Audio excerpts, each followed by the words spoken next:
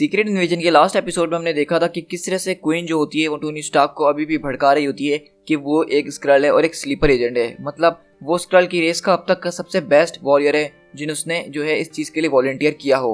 लेकिन वहीं पर हमें ये बात भी पता चलती है कि जो मिस मार्वल हैं वो भी दरअसल स्क्रल होती हैं और निक फ्यूरी उनको ठिकाने लगा देते हैं। और यहीं से हम देखते हैं कि निक फ्यूरी अपने कमांडोज और न्यू एवेंजर्स वगैरह को लेते हैं और नेक्स्ट लोकेशन की तरफ बढ़ जाते हैं। लेकिन वहीं पे अगले बार हम दूसरी तरफ ये देखते हैं कि न्यूयॉर्क सिटी के अंदर बहुत सारे लोगों को बड़े बड़े स्क्रल्स हाथों से कुचल रहे होते हैं, उनको मार रहे होते हैं। लेकिन अचानक वहां पे एक सुपर हीरो एंट्री मारते हुए थॉर और कैप्टन अमेरिका पहुंच जाते हैं इस सीक्रेट इन्वेजन के बीच। अब आगे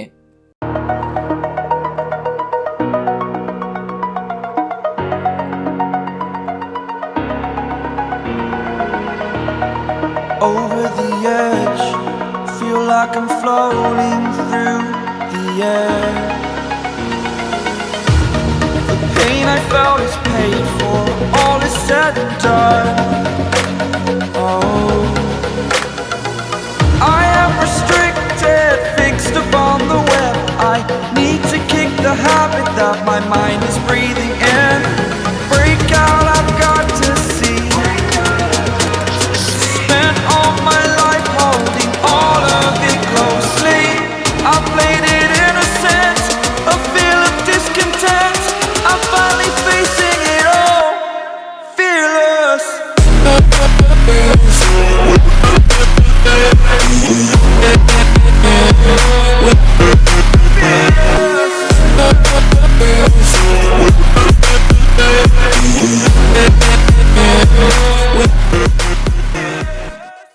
हम यहाँ से सीधा शिफ्ट होते हैं थंडरबोल्ट माउंटेन्स के अंदर, जो बेसिकली आपको याद होगा जो कि ग्रीन गॉब्लिन एक टीम चला रहा है सुपर विलन्स की, जो कि एज अ हीरो काम कर रहे हैं। और आपको याद होगा कि यहाँ पे कैप्टन मार्वल यानी कि द ओरिजिनल कैप्टन मार्वल आते हैं और सबकी बहुत बुरी हालत कर देते हैं। लेकिन वहीं पर नॉर्मन ऑसबॉर्न जो था वो बोलता है कि देखो मुझे तुम्हें एक चीज़ बताने दो, मैं जानता हूँ कि तुम्हारे दिमाग के अंदर जो वॉइसेस घूम रही हैं उसके बारे में मैं बहुत अच्छी तरीके से जानता हूँ। ये तुम्हें अलग अलग डायरेक्शंस में खींचने के लिए मजबूर कर रही हैं। लेकिन इसमें पता है कि सबसे अजीब और ख़तरनाक चीज़ क्या है, वो ये है कि इस बारे में अभी तक तुम भी श्योर नहीं हो कि तुम पिंक हो या ग्रीन, और ये कोई भी नहीं बता सकता कि तुम सच में हो क्या। सिर्फ इसको जो जान सकता है वो तुम खुद हो। तुम खुद ही बता सकते हो कि आखिरकार तुम हो कौन और क्या करना चाहते हो। इससे कोई फ़र्क नहीं पड़ता कि तुम्हें यहाँ पे हमें मारने के लिए भेजा गया या हमें बचाने के लिए। अब सब कुछ तुम्हारे हाथों के अंदर है, तुम जो चूज़ करोगे वही बनोगे। अगर आज तुम हमें मारते हो तो तुम डिस्ट्रॉयर कहलाओगे, या फिर उसकी तरह जिसका तुमने ये कॉस्ट्यूम पहना हुआ है हमें बचाओ और उनकी तरह ही यहाँ पे नाम कमाओ और एक सुपर हीरो कहलाओ। तो बताओ अब तुम अपने लिए क्या चूज़ करना चाहोगे, एक प्रोटेक्टर या डिस्ट्रॉयर? तो वो बोलता है कि मेरे लिए तो सब कुछ ऑलरेडी से पहले से प्लान है, तो मैं क्या पिक करूँ?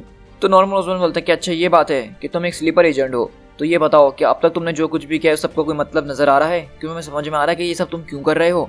तो बोलता कि नहीं, मुझे कुछ भी समझ में नहीं आ रहा और यही तो मुसीबत है सारी। तुम्हें क्या लगता है तुम कोई क्री वॉरियर मार्वेल हो? तो बोलता है कि हाँ बिल्कुल। तो नॉर्मन ऑसबॉर्न बोलता है कि वो तो एक मैन ऑफ ऑनर था, वो वॉरियर था, प्रोटेक्टर ऑफ अर्थ था। तो तुम्हें क्या लगता है कि तुम हमें यहाँ पे हमारी मुसीबत के टाइम में बचाने के लिए आए हो? लेकिन वो अपना सर पकड़ लेता है क्योंकि उसको कुछ समझ में नहीं आ रहा होता। तो नॉर्मन ऑसबॉर्न बोलता है कि मुझे माफ़ कर देना। लेकिन इसी तरह हम देखते हैं कि कैप्टन मार्वल जो है वो वहाँ से आगे बाहर निकल जाता है क्योंकि उसको कुछ समझ में नहीं आ रहा होता। और बेसिकली हम लोग यहाँ पे देखते हैं कि नॉर्मन ऑसबॉर्न के लोग आते हैं उसके पास और पूछते हैं कि यहाँ पे हुआ क्या। अच्छा, यहाँ पे मैं थोड़ी देर के लिए वीडियो रोक के आपको एक कैरेक्टर के बारे में बात करना चाहूँगा। आप पीछे देख सकते हैं कि एक सिल्वर कॉस्ट्यूम के अंदर है जिसके मुंह पे स्पाइक्स वगैरह हैं। तो ये दरअसल वो कैरेक्टर है जो कि हमने सिविल वॉर के इवेंट में देखा था स्पीड बॉल के नाम से, जो अपनी रेटिंग के चक्कर में सुपर विलन्स के घर में घुस गया था और वहाँ पे एक बहुत बड़ा धमाका हुआ था इसकी पावर्स की वजह से। तो ये दरअसल वही कैरेक्टर है स्पीड बॉल। और सिविल वॉर के इवेंट के बाद इसने सारी जिम्मेदारी ली थी कि ये सारी चीज़ें इसकी वजह से शुरू हुई थी, इसीलिए इसने ये खतरनाक किस्म का कॉस्ट्यूम पहना हुआ है जिसके स्पाइक्स इसकी पूरी बॉडी के अंदर घुसे हुए हैं और वो उसको हर वक्त तड़पाते रहते हैं, ये याद दिलाते रहते हैं कि उसने क्या गलती करी थी। और अब ये पेरेंट्स के नाम से जाना जाता है, ना कि स्पीड बॉल के। तो ये एक ऐसा फैक्ट था जो कि मैंने अपने चैनल पे शेयर नहीं किया था, तो सोचा आज आप लोग के साथ शेयर कर दिया जाए। तो वहीं पे नॉर्मन ऑसबॉर्न बोलता है कि क्या हो गया, तुम्हें नजर नहीं आ रहा, हम लोग अंडर अटैक हैं। थंडरबोल्ट की अल्फा टीम को यहाँ पे जमा करो, एक ट्रांसपोर्ट का इंतजाम करो, हमें 5 मिनट में यहाँ से निकलना होगा। मैं गार्गन को ढूंढो, वो इस कैंपस से उड़ता हुआ कहीं बाहर गया था। अगर कोई भी तुम्हें कैरेक्टर से बाहर नजर आए तो सवाल जवाब करने की कोई जरूरत नहीं है, सीधा उसके सर में गोली मार देना, क्योंकि आज वो आदमी वो नहीं होगा जो वो कह रहा होगा और ये बंदूक मुझे दो। तो पीनेंस बोलता है कि आपको क्या हो गया, आप कब से बंदूक इस्तेमाल करना शुरू हो गए? तो नॉर्मन ऑसबॉर्न बोलते हैं कि तुम समझ नहीं रहे मेरी बात, हम लोग वॉर पे हैं अब।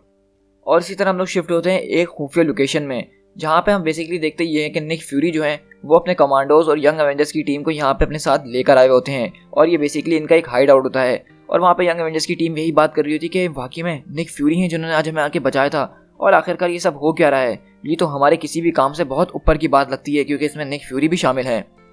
और वहीं पर निक फ्यूरी जो है अपने एजेंट्स के साथ जो उसके क्वैक वगैरह होते हैं ये पता लगाने की कोशिश कर रहे होते हैं कि ये सब कुछ हो कैसे रहा है और इस वक्त दुनिया में बाहर क्यों हो रहा है, क्योंकि उनको हर तरफ से अंधा कर दिया गया है, ना ही वो कुछ बाहर की चीज़ें देख सकते हैं ना ही कुछ सुन सकते हैं। लेकिन वहीं पर हम देखते हैं कि निक फ्यूरी के जो कमांडोज हैं वो आपस में बातें करने में लगे होते हैं और यंग एवेंजर्स भी यही पीछे से बातें कर रहे होते हैं कि वाकई में निक फ्यूरी ये भी कोई स्क्रल है, इस तरह की बातें। और निक फ्यूरी वहाँ पे बहुत ज़रूरी काम कर रहे होते हैं क्वैक के साथ, मतलब अपना ट्रांसमिशन यहाँ से बाहर भेजने की कोशिश कर रहे होते हैं। लेकिन आखिर में निक फ्यूरी को गुस्सा आता है और पीछे पलट के कहते हैं कि अपने अपने मुंह के ढक्कन बंद रखो, ये सब कुछ सच में हो रहा है, तुम लोगों को क्या लग रहा है कि यहाँ पे कोई मजाक चल रहा है, ये कोई ट्रेनिंग चल रही है। और इसी तरह हम देखते हैं कि पूरी दुनिया के अंदर एक ब्रॉडकास्ट शुरू होता है जिसके अंदर हम देखते हैं कि दुनिया के मुख्तलिफ जो मशहूर चेहरे हैं उनके जरिए स्क्रल के लोग ये मैसेज अपना दुनिया में दे रहे होते हैं, जिसमें हम देख सकते हैं कि रीड रिचर्ड का चेहरा इस्तेमाल हो रहा है, टोनी स्टार्क का चेहरा इस्तेमाल हो रहा है, कुछ सेलिब्रिटीज़ हैं, यहाँ तक कि उसामा बिन लादेन को भी हम देख सकते हैं, डॉक्टर डूम को भी हम देख सकते हैं, नेमोर को भी देख सकते हैं और बराक ओबामा को भी देख सकते हैं। और बेसिकली मैं यहाँ पे आपको शॉर्ट करके बताऊंगा क्योंकि कॉन्टेक्स्ट तो आप समझ गए होंगे कि उनका क्या मकसद होगा।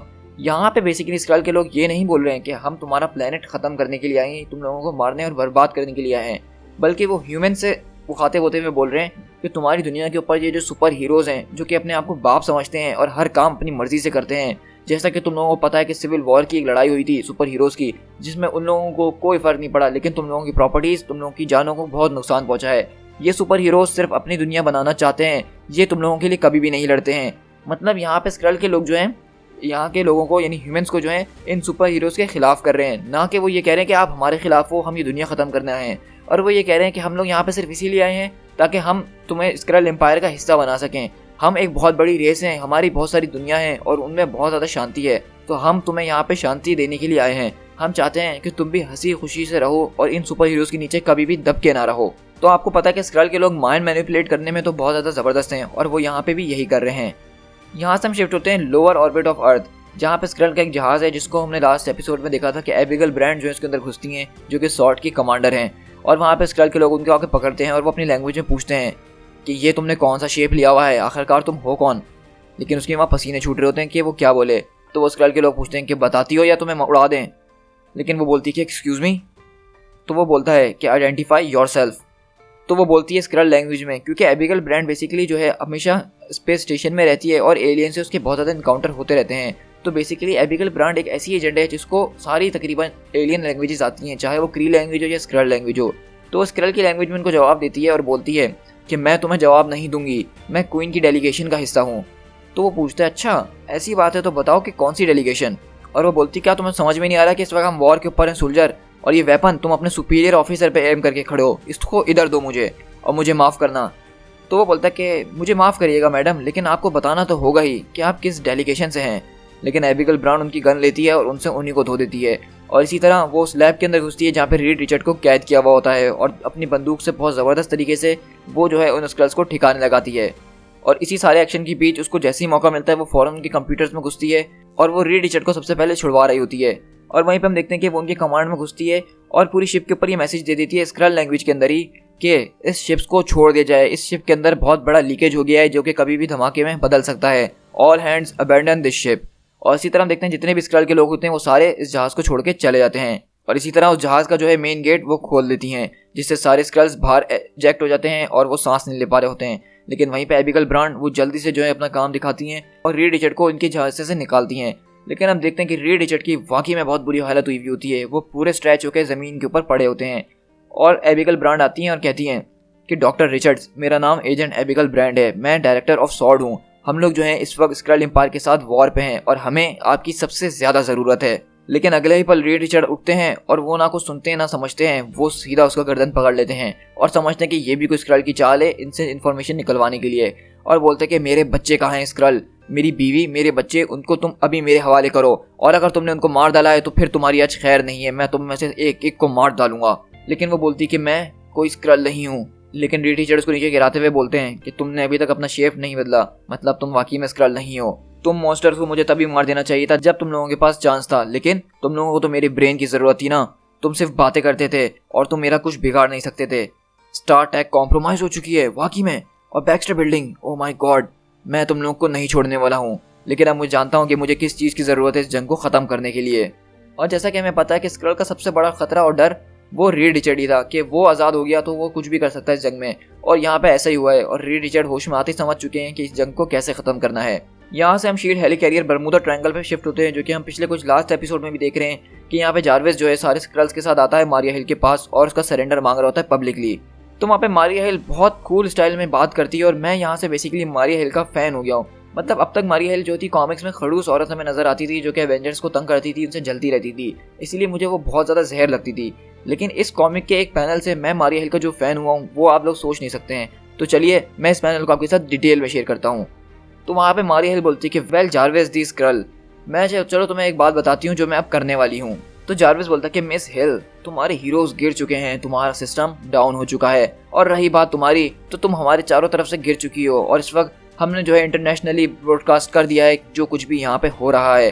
अब बेसिकली तुम जो एक स्क्रल वर्ल्ड के ऊपर खड़ी हुई हो, ये अब कोई अर्थ नहीं है, अब ये हमारे एम्पायर का हिस्सा बन चुका है और शील्ड सिर्फ हमारे एम्पायर के लिए अब एक टूल बनेगा। तो मारिया हिल बोलती है, क्या जारविस, मैंने तुम्हारी बात काटी थी जो तुम मेरी बात काट रहे हो? चलो कोई बात नहीं, तुम्हारी इस गलती को माफ़ करती हूँ।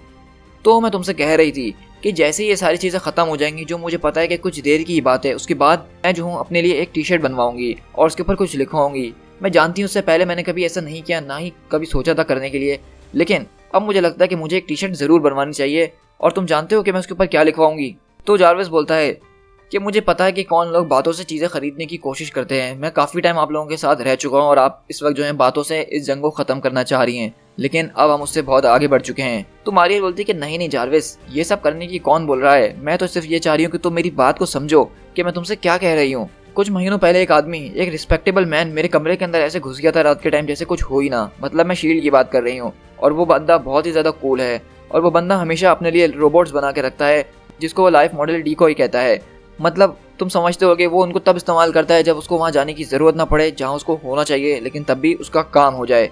उसने मुझसे कहा था कुछ महीनों पहले कि मुझे जो है लाइफ मॉडल डीकॉयज को इस्तेमाल करना शुरू कर देना चाहिए, क्योंकि मैं बिल्कुल भी इस्तेमाल नहीं करती थी, क्योंकि मुझे ऐसा लगता था कि इस तरह से जो है ये चीटिंग कहलाएगी। अगर आप इतने ज़्यादा बहादुर हैं तो आप इस तरह छुप के हमला क्यों कर रहे हैं या छुप के किसी के सामने क्यों आ रहे हैं? लेकिन उसने मुझे ये बात समझाई कि इसमें कोई बुज़दिली नहीं, बल्कि इसको स्मार्ट टैक्टिक्स कहते हैं। तो मैं तुमसे कह रही थी कि जब मैं टी शर्ट बनवाऊंगी तो उसके ऊपर मैं ये लिखवाऊंगी कि, लेकिन वहीं पे जारविस बोलता है कि बस बहुत हो गई इसकी बातें, इसको ख़त्म कर दो। और इसी तरह हम देखते हैं जैसे स्क्रल के लोग उसको गोलियों से धोना शुरू करते हैं तो दरअसल पता क्या चलता है कि वो मारिया हिल है ही नहीं, बल्कि वो एक लाइफ मॉडल डीकॉय है। और आप लोग को याद होगा एक टाइन मैंने आप लोग के साथ शेयर करी थी, माइटी एवेंजर्स की या न्यू एवेंजर्स की थी, जिसके अंदर हम देखते हैं निक फ्यूरी आराम से जो है मारिया हिल के कमरे के अंदर बैठ के कुछ फाइल्स निकाल रहे होते हैं और उसको वो वहाँ पे एक सलाह देते हैं कि अगर तुम स्क्रल नहीं हो तो अपने लिए लाइफ मॉडल डीकॉयज बनाओ। और आप देख सकते हैं कि मारिया हिल ने उसकी वो सलाह सुनी थी तो आज उसकी जान बच गई। और वहाँ पे हम देखते हैं कि वो जो लाइफ मॉडल डीकॉय पड़ा होता है वो कहती है, तो मतलब इसका यही है कि निक फ्यूरी बिल्कुल ठीक था तुम लोगों के बारे में। और वहाँ पे हम देखते हैं कि असली जो मारिया हिल होती है वो कहीं दूर से स्नाइपर से इन सब के ऊपर निशाना लगा रही होती है। और वहीं पे हम देखते हैं मारिया हिल एक जेट पैक के जरिए आगे बढ़ रही होती है।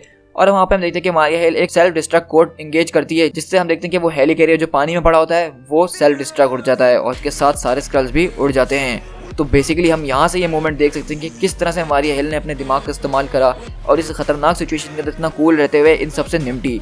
तो मैं यहाँ से मारिया हिल का बिल्कुल फ़ैन होकर रह गया हूँ। और वहीं पर हम शिफ्ट होते हैं एबिगेल ब्रांड और रीड रिचर्ड के पास। और एबिगेल ब्रांड बहुत मुश्किल से सांस ले रही होती है और बोलती है कि क्या हुआ, अब तुम्हारा क्या प्लान है, ये शिप वाइब्रेट क्यों हो रहा है?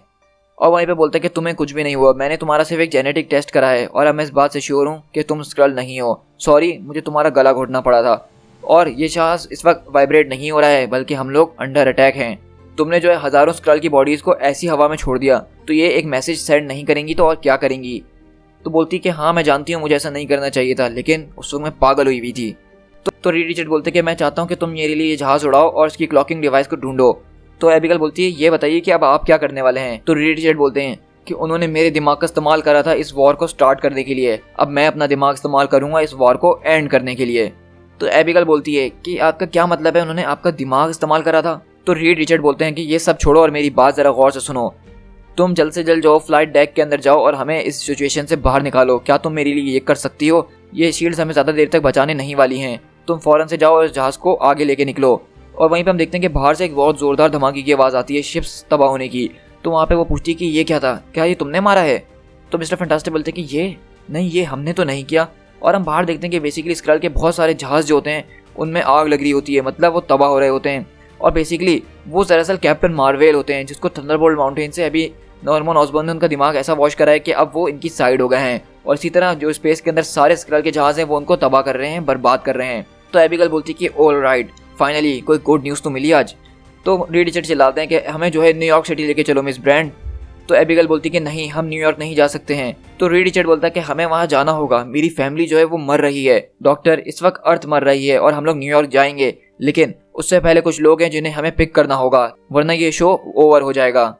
और इसी तरह हम सैवेज लैंड के अंदर शिफ्ट होते हैं, जहाँ पर टोनी स्टार्क बहुत बुरी तरीके से उल्टियाँ कर रहा होता है, क्योंकि आपको तो पता है कि शो को इस वक्त 102 बुखार हो रहा है और उसकी हालत बहुत ख़राब है। लेकिन फिर भी उस एड्रेलिन के इंजेक्शन की वजह से जो नताशा ने उसको दिया है वो कुछ टाइम अपने पैरों पे खड़ा है। और यहाँ पे नताशा और वुल्वरीन बिल्कुल तैयार खड़े होते हैं टोनी के सामने, और वो बोलती है कि टोनी जल्दी करो, हमारे सामने कोई गड़बड़ है। वहाँ पे जो है काजार और स्पाइडरमैन और शन्ना जो है यहाँ एंट्री मारते हैं। और स्पाइडरमैन पूछता है तो ये बताओ अब यहाँ पे कौन स्क्रल है। तो वुल्वरीन बोलता है कि वाह बहुत बढ़िया, अब उन्होंने काजार का रूप भी बदल दिया। स्पाइडरमैन बोलता है कि नहीं मेरे दोस्त, मैं श्योर हूँ कि ये काजार ही है, क्योंकि हमें पता है कि काजार और स्पाइडरमैन काफ़ी टाइम से सैवेज लैंड के अंदर एक साथ घूम रहे हैं। नताशा बोलती कि हाँ देखो ज़रा ये बात कर भी कौन रहा है जिसका पूरा मुंह सर से लेके पैर तक छुपा हुआ है। तो वहाँ पर नताशा बोलती कि अब यहाँ से बाहर निकलो। तो बोलता कि बाहर से तुम्हारा क्या मतलब है। तो वुल्वरीन बोलता है कि जैसा ब्लैक विडो कह रही है वैसा ही करो, वरना ये खंजर तुम्हारे पिछवाड़े में घुसा दूंगा, पीछे हो यहाँ से। तो स्पाइडरमैन पूछता है कि ये बताओ कि टोनी को क्या हुआ है। वहीं पे ब्लैक विडो बोलती है कि पीछे हट जाओ, वरना मैं ज़रा सा भी आसरा नहीं करूँगी और तुम लोग को मार डालूंगी। और इस तरह काजार वगैरह भी जो है वो आपस में लड़ना शुरू हो जाते हैं। और वहाँ पर हम देखते हैं कि लूक केज भी पहुँचता और बोलता है कि वाह बहुत बढ़िया, यहाँ पे तो और ज़्यादा टेंशन मौजूद है, हमने गलियों की आवाज़ सुनी थी इसीलिए हम इस तरफ चल कर आए हैं, बताओ यहाँ पे हो क्या रहा है। और इस तरह रॉनिन और जो उसकी बीवी मॉकिंग बर्ड वगैरह होती है वो भी यहाँ पहुँचते हैं और बाकी सारे लोग भी यहाँ आपस में आके मिलते हैं। तो स्पाइडरमैन बोलता है कि वेल हमने भी यही चीज़ सेम सुनी थी इसीलिए हम लोग यहाँ पे आए थे, आई स्वेयर टू गॉड हम लोग स्क्रल्स नहीं हैं। तो लूक बोलता है कि इसका मतलब तो साफ है कि उस बड़े जहाज़ के अंदर जो कोई भी उतरा था वो स्क्रल है। रॉनिन बोलता है कि नहीं लूक ऐसा नहीं है, ये मेरी बीवी है और मैं इस पर श्योर हूँ। तो बॉबी बोलती कि ये बताओ कि दूसरों के बारे में क्या ख्याल है, क्या तुम लोग को ये स्क्रल नहीं लग रहे हैं। तो वहीं पे पीछे से आवाज़ आती है कि मैं एग्जैक्टली जानता हूँ कि तुम में से कौन कौन स्क्रल है और कौन कौन जो कह रहे हैं वो वही हैं। और क्योंकि हम लोग देखते हैं कि वहाँ पे एमा फ्रॉस्ट आ गई होती हैं और बोलती हैं कि मेरा नाम एमा फ्रॉस्ट है, मैं white queen of hell fire club हूँ, मैं तुम लोग के दिमाग पढ़ सकती हूँ, मैं तुम लोग के सोल्स के अंदर झांक सकती हूँ। मैं उस जहाज़ के अंदर ना जाने पता नहीं कब से और कितने टाइम से मौजूद थी, मैंने हर एक इंसान की थॉट्स को पढ़ने की कोशिश करी थी। वो स्क्रल क्रिएचर जो हैं वो उसकी आज कीमत चुका के रहेंगे, मैं सारे उनके राज जान चुकी हूँ और मैं इस वक्त तुमसे बात कर रही हूँ मिस्टर स्पाइडरमैन, मैं जानती हूँ कि एग्जैक्टली तुम हो कौन। स्पाइडरमैन बोलता है कि चलो भाई अगर तुम ये कह रही हो कि मैं स्क्रल हूँ तो इससे ये बात साफ हो गई है कि स्क्रल तुम ही हो, क्योंकि मैं जानता हूँ कि मैं कोई स्क्रल नहीं हूँ। तो लूक बोलता है कि ये देखो फिर से वही सारी चीज़ें शुरू हो गई, ये हमें आपस में लड़वाना चाहते हैं। स्पाइडरमैन बोलता है कि हाँ बिल्कुल, और ये उनसे कहो अगर तुम स्क्रल नहीं हो तो ही। तो वहाँ पे बॉबी बोलती है कि हमें यहाँ से निकल जाना चाहिए, हमें यहाँ आपस में नहीं लड़ना चाहिए, हमें मेन लैंड में जाना चाहिए। लेकिन वहीं पर सू स्टॉर्म भी जाती है और बोलती है कि यहाँ से कोई नहीं जाने वाला, मेरा नाम सूजन स्टॉर्म है और मैं फैंटास्टिक फोर से हूँ और मैं तुम लोग को सबको इस फोर्स फील्ड के अंदर कैद करके रखूंगी जब तक हम किसी सेटिस्फेक्शन तक ना पहुँच जाएं। और इसी तरह बेसिकली हो यही रहा होता है कि जो पहले हो रहा होता है, मतलब अब सारे लोग आपस में एक सामने आगे खड़े हो गए हैं और वो लड़ना शुरू किए कि तुम स्क्रल हो या मैं स्क्रल हूँ। और वहाँ पर टोनी स्टार्क की बहुत हालत ख़राब हुई होती है। लेकिन वहीं पे जो है थॉर आता है और बोलता है कि मेरे पास एक प्लान है, मैं अपने फादर की पावर इस्तेमाल करूंगा और तुम लोग की विलेनी को एंड कर दूंगा यहाँ पे। लेकिन वहीं पे टोनी स्टार्क आसमान की तरफ देखता है और बोलता है कि ओ माय गॉड, क्योंकि बेसिकली हम लोग देखते हैं कि वहाँ पे उन सबके दरमियान एक बहुत बड़ा बिजली का झटका गिरता है, मतलब इलेक्ट्रिक बोल्ट गिरता है। और वो होता कोई और नहीं बल्कि हम स्पेस से देखते हैं कि रीड रिचर्ड एक मशीन लेकर आते हैं जिससे उन्होंने इस बोल्ट को फायर किया होता है। और इस बोल्ट के गिरने से होता यह है कि जो स्क्रल होता है वो अब अपने असली रूप में आ गए होते हैं। और इस तरह जो लोग कह रहे थे कि वो स्क्रल नहीं है, दरअसल वही स्क्रल होते हैं जिसमें थॉर, मिस मार्वेल, एमा फ्रॉस्ट वगैरह शामिल होते हैं। और वहाँ पे थॉर बोलता है कि तुम लोग मेरी बात सुनने की कोशिश करो, ये एक ट्रिक है, ये सब सच नहीं है। लेकिन वहीं पे एरीज आता अपना एक्स लेता हुआ और उसका सर कुचल देता है और बोलता है कि अपने मुंह का शटर बंद रखो। और वहीं पे हम देखते हैं कि जो हॉकाई की बीवी होती है यानी बॉबी, वो बोलती है कि क्लिंट ये सब हो क्या रहा है आखिरकार। लेकिन हम देखते हैं कि दरअसल वो भी अपने असली रूप में आ गई होती है, मतलब जिस पे हॉकाई ने इतना विश्वास करा कि वो उसकी बीवी है, दरअसल वो उसकी बीवी थी ही नहीं, वो भी एक स्क्रली थी। और हॉकाई वहाँ पे हम देखते हैं कि नताशा से बंदूक लेता है और ना उसकी अलिफ सुनता है ना बे सुनता है, सीधा उसके ऊपर गोलियों से फायरिंग शुरू कर देता है। और इसी तरह वहाँ पे लूक केज, वुल्वरीन, स्पाइडरमैन वगैरह अब किसी को नहीं देख रहे होते हैं क्योंकि अब मामला साफ था कि कौन स्क्रल है और कौन नहीं, और वो सबको मारना शुरू करते हैं। वहीं पे सूजन स्टॉर्म आती कि हनी तुम यहाँ पे आ गए हो, चलो अब हमें इन सबको ख़त्म करना होगा। लेकिन रीड रिचर्ड्स को कुचलते हुए बोलते कि ये बताओ कि मेरे बच्चे कहाँ हैं। तो वो पूछती है क्या हमारे बच्चे भी थे, मैं तो इस बारे में नहीं जानती। और इसी तरह हम देख सकते हैं कि वहाँ पे टोनी स्टार्क को नताशा उठाती है और बोलती है कि देखा, मैंने कहा था ना कि तुम कोई स्क्रल नहीं हो, लेकिन तुम मेरी सुनते कहाँ हो। अब मेरी बात सुनो, मैं जानती हूँ कि तुम बहुत ज़्यादा सिक हो, लेकिन तुम्हें हिम्मत से काम लेना होगा। Ladies and gentleman of human race, हम लोग न्यूयॉर्क सिटी जा रहे हैं क्योंकि हमारी सिटी अंडर सीज है और अर्थ को जो है स्क्रल एम्पायर ने कंट्रोल करना स्टार्ट कर दिया है। क्या कोई इस मूड में है जो हमारे साथ चले और मदद करे हमारी? तो जो कोई भी चलना चाहता है जल्दी से जहाज़ में चढ़ जाए, हम लोग बस निकल ही रहे हैं। और वहीं पे रीड आता है और बोलता है कि टोनी आखिरकार तुम्हें हुआ क्या है? तो टोनी बोलता है कि मुझे नहीं पता, ये किसी किस्म का वायरस है। तो वहाँ पे स्पाइडरमैन बोलता है कि अभी भी मैं देख सकता हूँ कि जंगल के अंदर कुछ स्क्रल्स घूम रहे हैं। तो कजार और उसकी वाइफ बोलती है कि तुम लोग यहाँ से जाओ, अब सैवेज लैंड को हम लोग देख लेंगे, यहाँ पे जो कोई भी स्क्रल है हम उससे निमट लेंगे, तुम जाओ और न्यूयॉर्क के अंदर फाइट में मदद करो। और वहीं पे एको आती है और बोलती है कि स्पाइडर वुमेन उनमें से ही एक है, वो है कहाँ आखिरकार? तो आयरन फिस्ट बोलता है कि वाकई में हमारी स्पाइडर वुमेन वो स्क्रल है? तो ब्लैक विडो बोलती है कि हाँ, ये बिल्कुल ठीक कह रही है, वो दरअसल उनकी क्वीन है। और वहीं पे क्लिंट जो है उसकी वाइफ को देख रहा होता है जिसको उसने मारा होता है। तो लूक बोलता है क्लिंट मेरे भाई, इस सब को छोड़ दो, अब हमें यहाँ से आगे बढ़ना ही होगा। लेकिन क्लिंट बार्टन बोलता है कि मेरी बात सुनो, तुम सब मेरी बात सुनो कान खोल के, ये फाइट अब तब तक नहीं खत्म होने वाली जब तक हम उनमें से हर एक को चुन चुन के ना मार दें। क्या तुमने मेरी बात सुनी? जब तक हम उनमें से सबको ना मार दें चुन चुन के, ये फाइट अब खत्म नहीं होने वाली। और इस बात की मैं कसम लेता हूँ, क्योंकि हम देखते हैं कि यहाँ पर रॉनिन का अब दिमाग ख़राब हुआ होता है बिल्कुल, क्योंकि उसने अपनी वाइफ समझा था उस औरत को थोड़ी देर के लिए जो कि एक स्क्रल थी। और इस तरह रॉनिन अब काफ़ी गुस्से में नज़र आ रहा है। तो यहाँ से साफ है कि अब ये सारे सुपर हीरोज़ इन स्क्रल के बिजनेस से बहुत ज़्यादा बेजार आ चुके हैं। अब स्क्रल्स ने सारी हदें पार कर दी हैं। ये सुपर हीरोज़ जो कि होल्ड बैक करके रखे हुए थे इतने टाइम से, अब वो नहीं पीछे हटेंगे, अब वो स्क्रल्स को नहीं छोड़ने वाले हैं। To be continued.